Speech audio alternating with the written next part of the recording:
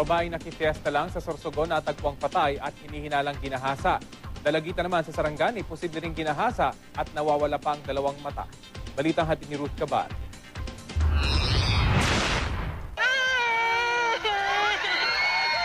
Halos pagsakluban ng langit at lupa ang mga kaanak ng dalagitang natagpo ang patay sa isang hukay sa Malungon, Sarangani.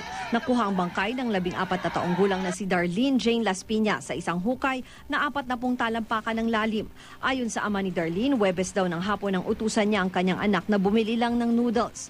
Pero di na raw bumalik si Darlene. Ang biktima pinangangambahang ginahasa dahil nakababa na raw ang shorts ng matagpuan. Ang nakakagulat pa, wala na ang 2 niyang mata. Hirap matukoy ng pulisya ang suspect sa krimen dahil wala raw nakakita sa insidente.